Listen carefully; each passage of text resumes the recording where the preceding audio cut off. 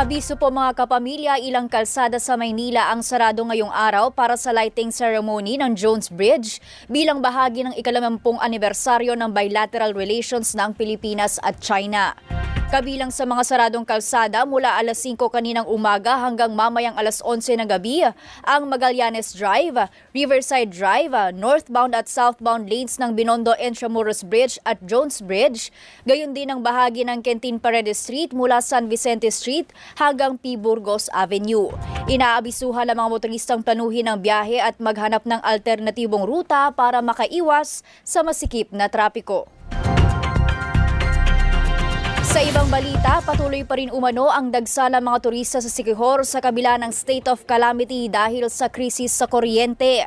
Sinabi sa DZMM ni Siquijor Provincial Administrator Attorney Day Luis Tudtud na target nilang makarenta o makabili ng generator na kayang magbigay ng supply ng kuryente sa mga apektadong lugar. Ayon kay Tudtud, malaking bagay sa naturang issue ang ekonomiya sa lalawigan dahil 77% nito anya ang galing sa service industry na umaasa sa turismo.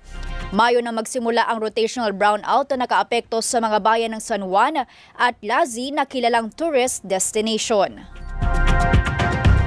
We still have constant influx of tourists pa rin. Kung nabawasan yung experience nila, baka they'll bring it back to their home places, baka masira yung reputation namin because of the brownout. We want to be able to, of course, rent our own generator or purchase a generator if kaya sa QRF namin. Para sa iba pang balitang kumpirmado, sigurado, manatiling nakatutok sa DZMM YouTube at Facebook. Ako po si Pamela Vasquez. DZMM Balita ngayon!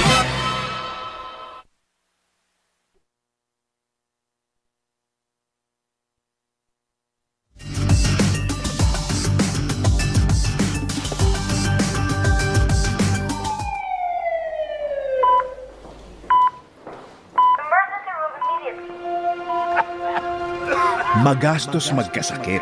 Ayaw natin yan. Kaya kung pwedeng iwasan, gawan na ng paraan. Narito ang ating kaagapay sa kalusugan, Doktora Luisa. Doktora Luisa, para magbigay ng ekspertong payo sa ating kalusugan. Kung prevention is better than cure, iwas gastos tayo sa sakit for sure. Maging hadlad, maging maalam para iwas sakit, iwas gastos sa DZMM.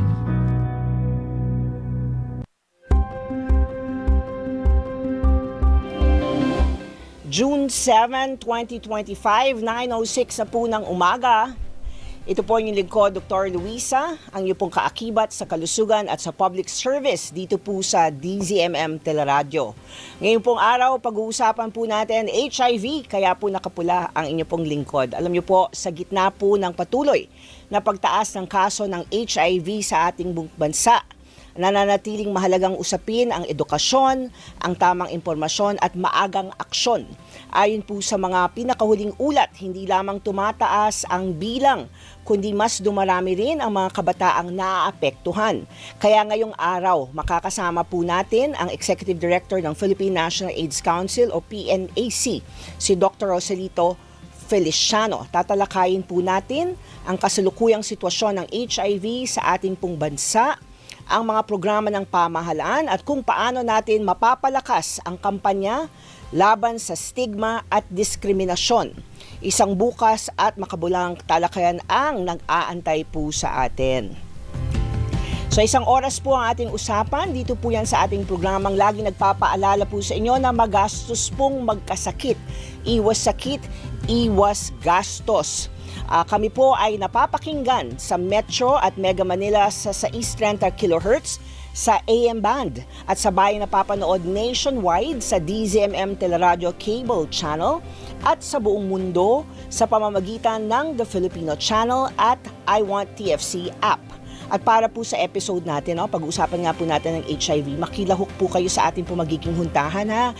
At para po sa inyong mga katanungan, maaari po kayong mag-text o tumawag sa aming pong numero 0919-2783,000 o sa aming pong hotline sa 8924-4101. local 5671, 5672 at 5673.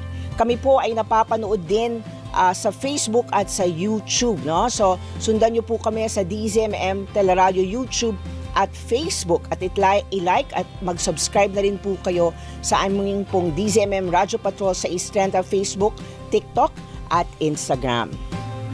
Pero bagong lahat, gusto kong batiin ang aking kaibigan na si Rica Lazo. Nako, happy birthday my friend. Alam nyo, gustong-gusto ko yan si Rica Lazo. Isa po siyang journalist, graduate from UST.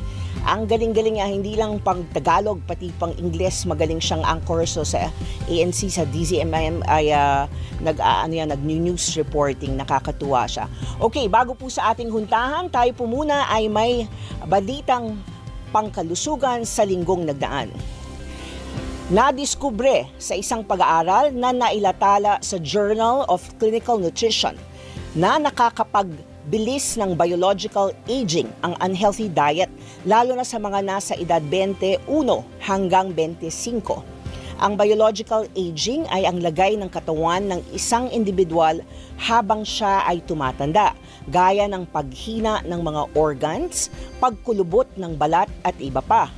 Ayon sa mga eksperto, dapat iwasan ang madalas na pagkain ng fast food at processed meats. At sinabi naman nila na magsimula ng healthy lifestyle, lalo na ang healthy eating para maiwasan ang maagang paghina ng katawan. Okay, so doon nga po sa report, ito po sa journal report na na-publish, no, sa Journal of Clinical Nutrition, ang sinasabi, ang ating po mga kabataan ay maari nang mag-manifest ng biological aging. Yun na nga, yung biological aging ay tumatanda na yung organs, kumukulubot yung balat, no? Kasi may dalawa yan. Yung chronological aging, dumadagdag yung bilang. Pero ito yung biological aging, nakikita ka agad ang pagbabago sa katawan kahit bata ka pa, kapag kayo po daw ay kumakain ng unhealthy foods. So dapat encourage po natin ang ating po mga kabataan to eat healthy, no? Lalo na nakita nila to, ang inaral nila ay 826 na kabataan from 21 to 25. Nakita na tumatandaan na ang kanilang mga organs, no? At kanilang mga balat. But on the other hand, yung mga kabataan na kumakain na healthy ay hindi mas mabagal ang kanilang biological aging. Okay, so ang impact po nitong pag-aaral ay pag ating po mga kabataan ay kumakain ng tama, ay nare-reduce din po ang risk ng kanilang mortality at ng kanilang pagkakasakit. Madami hong mga sakit na chronic diseases, no? Ibig sabihin, naiipon, no, through habit ng hindi pagkain ng tama ay nagkakaroon ng sakit katulad ng diabetes or heart disease, no, na matagal, or obesity, matagal bago ito mag-manifest. Okay, so samahan niyo po kami sa ating pong huntahan. Sa ating pong pagbabalik ay makikibalita po tayo sa kalagayan talaga ng ating bansa. Ano bang maaring gawin, no, ngayon pong 2025 para masolusyonan nga ito pong problema natin sa HIV. Magbabalik po ang Iwas Sakit, Iwas Gastos. Si Doktora Luisa, ating kaagapay sa kalusugan.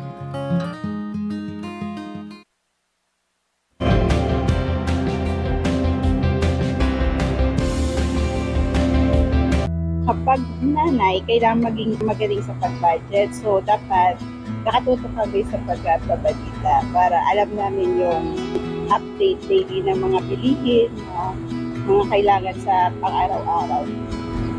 DZMM Radio Patrol sa East Trenta. Una sa balita, una sa public service.